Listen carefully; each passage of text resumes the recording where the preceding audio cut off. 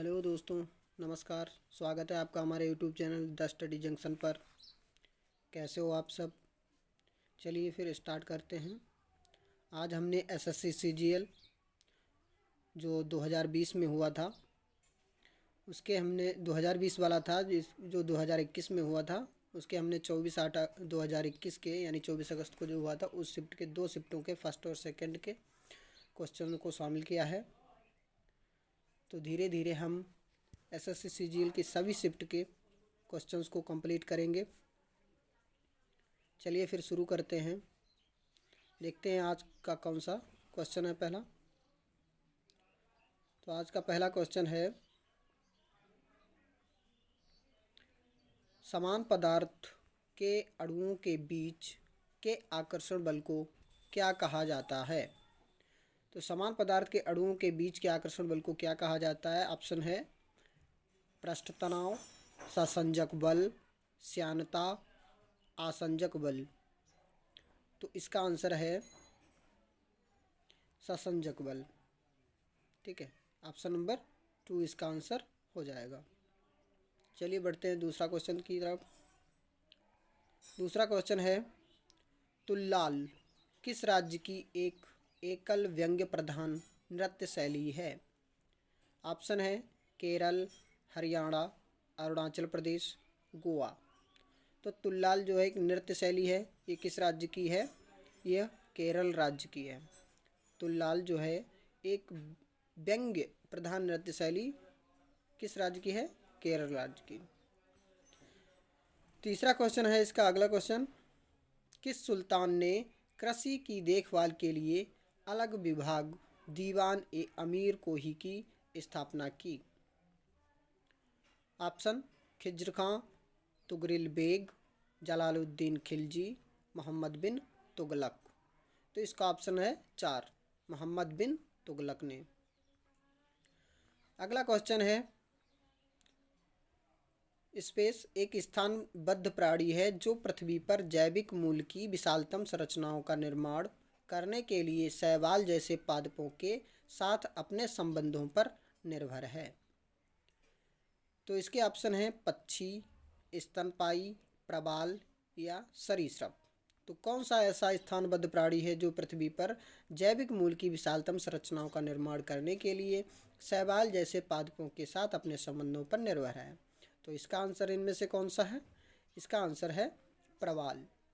प्रबाल एक स्थानबद्ध ऐसा प्राणी है जो पृथ्वी पर जैविक मूल की विशालतम संरचनाओं का निर्माण करने के लिए शैवाल जैसे पादपों के साथ अपने संबंधों पर निर्भर है। अगला क्वेश्चन है,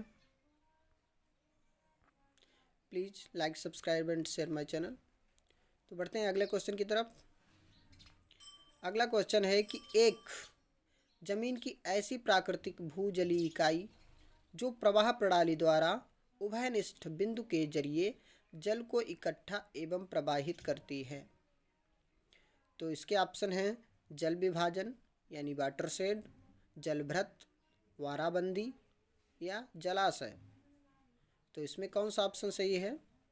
तो इसका ऑप्शन सही है एक, जल विभाजन यानी वाटरशेड।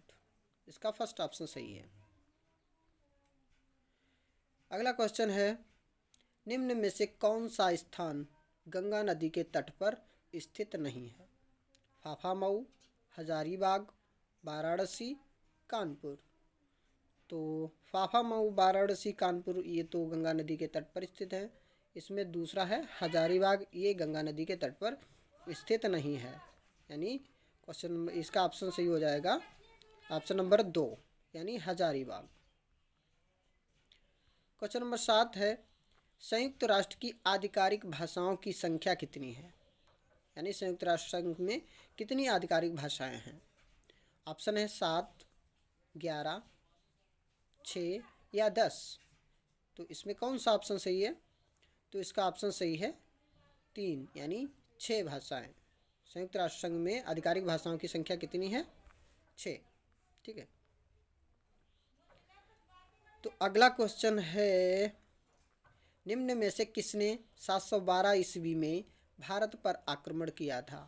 निम्न में से किसने 712 ईस्वी में भारत पर आक्रमण किया था?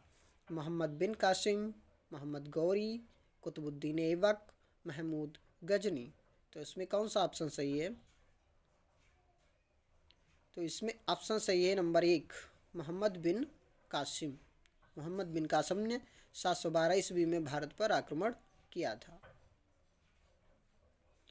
अगला क्वेश्चन है, पैगंबर मोहम्मद ने कौन सी शताब्दी में यानी किस शताब्दी में इस्लाम धर्म की स्थापना की थी?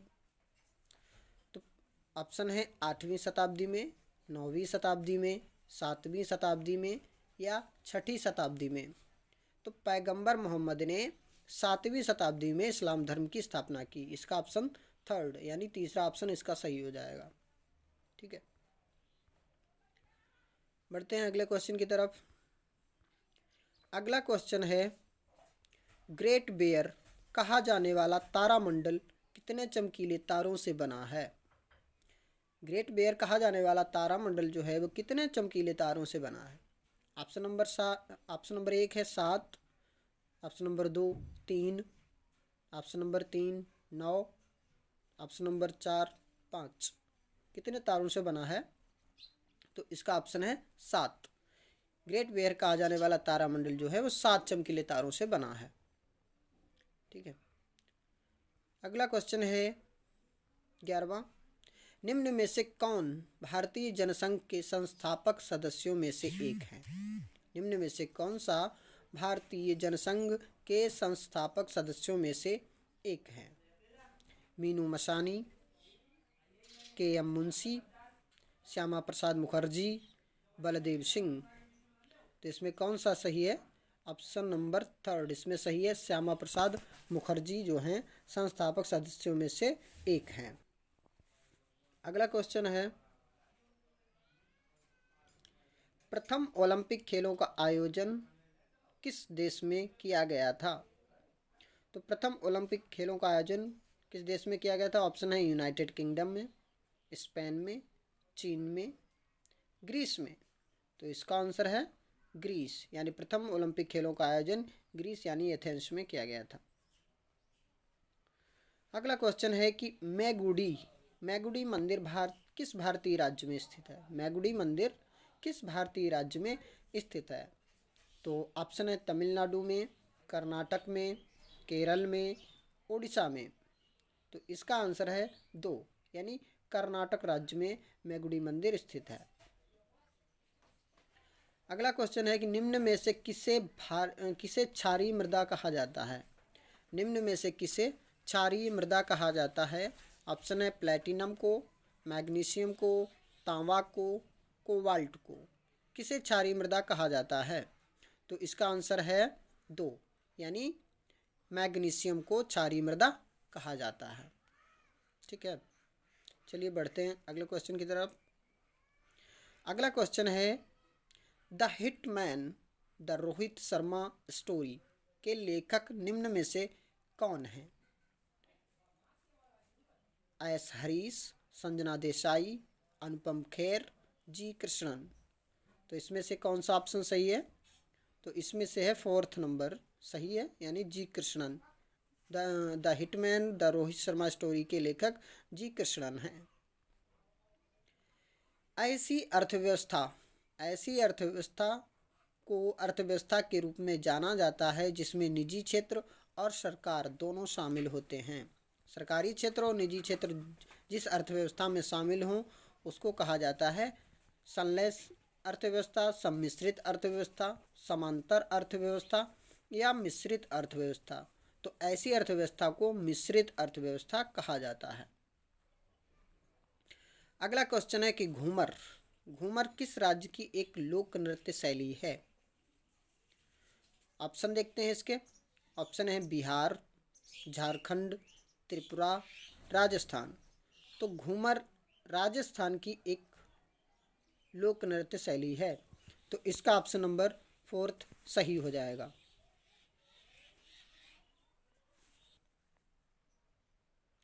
अगला क्वेश्चन है,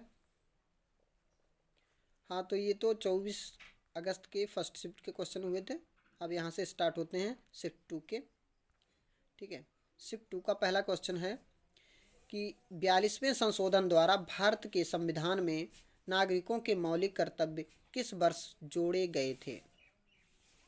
1950 में, 1964 में, 1976 में, 1982 में। तो 42वें संशोधन द्वारा भारत के संविधान में नागरिकों के मौलिक कर्तव्य 1976 में जोड़े गए थे। ऑप्शन नंबर 3 इसका सही हो जाएगा। ठीक है। अगला क्वेश्चन है, निम्न क्रिकेटरों में से कौन बाएं हाथ का तेज गेंदबाज है? ऑप्शन है ईशांत शर्मा, आशीष नेहरा, भुवनेश्वर कुमार, उमेश यादव। तो कौन बाएं हाथ का तेज गेंदबाज है? तो इसका ऑप्शन दूसरा यानी आशीष नेहरा बाएं हाथ का तेज गेंदबाज है। अगला क्वेश्चन है, पोलियो का टीका निम्न में से किसने विकसित किया था? पोलियो का टीका निम्न में से किसने विकसित किया था? ऑप्शन है F.G. हॉपकिंस ने, जोनास साल्क ने, एडवर्ड जेनर ने, रॉबर्ट कोच ने। तो इसका ऑप्शन कौन सा सही हो जाएगा? इसका ऑप्शन नंबर 2 जोनास साल्क ने पोलियो का टीका विकसित किया था। ऑप्शन नंबर 2 सही हो जाएगा। तो अगला क्वेश्चन है, मार्स गैस का दूसरा नाम क्या है? मार्स गैस का दूसरा नाम क्या है? ईथेन, प्रोपेन, मीथेन या ब्यूटेन। तो मार्स गैस का दूसरा नाम क्या है? मीथेन, CH4 इसका फार्मूला होता है, CH4। ठीक है, मीथेन को मार्स गैस भी कहते हैं। निम्न में से कौन सी इसमें कौन सा लेखक जो है उसके लिए पुस्तक का नाम है sea of poppies. Sea of poppies नामक पुस्तक के लेखक हैं। निम्न में से कौन सी ऑफ पॉपीज नामक पुस्तक के लेखक हैं? ऑप्शन है रोहिंग्टन मिस्त्री, विक्रम चंद्रा, अमिताभ घोष, सलमान रुश्दी। तो इसका कौन सा ऑप्शन सही हो जाएगा? इसका ऑप्शन सही हो जाएगा नंबर 3 यानी अमिताभ घोष। अमिताभ घोष जी सी ऑफ पॉपीज नामक पुस्तक के लेखक हैं। दोस्तों, अगर आपको ये वीडियो पसंद आ रहा है तो प्लीज़ लाइक, सब्सक्राइब और शेयर जरूर करिएगा। ठीक है, चलिए बढ़ते हैं फिर अगले क्वेश्चन की तरफ। अगला क्वेश्चन है, किसकी जयंती 31 अक्टूबर को राष्ट्रीय एकता दिवस के रूप में मनाई जाती है? ऑप्शन देख लेते हैं। ऑप्शन है इसके इंदिरा गांधी, सरदार वल्लभ भाई पटेल, जवाहरलाल नेहरू, राजेंद्र प्रसाद। तो इसका ऑप्शन नंबर 2 यानी सरदार वल्लभ भाई पटेल की जयंती 31 अक्टूबर को राष्ट्रीय एकता दिवस के रूप में मनाई जाती है। ठीक है, अगला क्वेश्चन है कि स्वामी विवेकानंद ने किस वर्ष में शिकागो, संयुक्त राज्य अमेरिका विश्व धर्म सम्मेलन में वैदांतिक दर्शन की सर्वोच्चता का उल्लेख किया था? ऑप्शन है 1878 में, 1884 में, 1898 में या 1893 में। तो स्वामी विवेकानंद ने 1893 में शिकागो, संयुक्त राज्य अमेरिका विश्व धर्म सम्मेलन में वैदांतिक दर्शन की सर्वोच्चता का उल्लेख किया था। ठीक है, इसका ऑप्शन नंबर 4 सही है। क्वेश्चन नंबर 8 है, यशो विग्रह, महीचंद्र और चंद्रदेव किस राजवंश के पहले 3 शासक थे? यशो विग्रह, महीचंद्र और चंद्रदेव किस राजवंश के पहले 3 शासक थे? ऑप्शन है चौहान वंश के, गहड़वाल वंश के, मराठा वंश के या वाडियार वंश के। तो इसका ऑप्शन 2 यानी गहड़वाल वंश के शासक थे। यशो विग्रह, महीचंद्र और चंद्रदेव गहड़वाल वंश के शासक थे। अगला क्वेश्चन है, भारतीय निर्वाचन आयोग द्वारा राष्ट्रीय मतदाता दिवस कब मनाया जाता है? भारतीय निर्वाचन आयोग द्वारा राष्ट्रीय मतदाता दिवस कब मनाया जाता है? ऑप्शन है 6 मई, 26 जून, 15 अगस्त, 25 जनवरी। तो भारतीय निर्वाचन आयोग द्वारा राष्ट्रीय मतदाता दिवस 25 जनवरी को मनाया जाता है। तो इसका ऑप्शन नंबर फोर्थ सही हो जाएगा। चलिए बढ़ते हैं फिर अगला क्वेश्चन की तरफ। अगला क्वेश्चन है हिमा दास। हिमा दास एक भारतीय हैं, क्या हैं? हिमा दास एक भारतीय क्या हैं? तैराक, धावक, मुक्केबाज या क्रिकेटर, क्या हैं? तो हिमा दास एक भारतीय धावक हैं। ठीक है, तो इसका ऑप्शन नंबर 2 सही हो जाएगा। अगला क्वेश्चन है कि किसने विक्रमशिला विश्वविद्यालय को स्थापित और नालंदा विश्वविद्यालय को पुनर्जीवित किया था? क्वेश्चन एक बार फिर से, किसने विक्रमशिला विश्वविद्यालय को स्थापित और नालंदा विश्वविद्यालय को पुनर्जीवित किया था? ऑप्शन है श्रीगुप्त, धर्मपाल, वासुदेव, गोपाल। तो विक्रमशिला विश्वविद्यालय को धर्मपाल ने स्थापित किया था। इसका ऑप्शन नंबर 2 सही हो जाएगा। ठीक है, यानी विक्रमशिला विश्वविद्यालय को स्थापित और नालंदा विश्वविद्यालय को पुनर्जीवित किसने किया था? तो इसका ऑप्शन नंबर 2 यानी धर्मपाल ने। अगला क्वेश्चन देखते हैं। अगला क्वेश्चन है चिंकारा मध्य प्रदेश राज्य में लोकप्रिय एक संगीत वाद्य यंत्र है। लोकप्रिय एक किस प्रकार का संगीत वाद्य यंत्र है? प्लेट, अवनद्ध, मेम्ब्रेन, सुशीर बैंड या तारीय स्ट्रिंग्ड। तो इसमें कौन सा है सही है? ऑप्शन नंबर 4 सही है।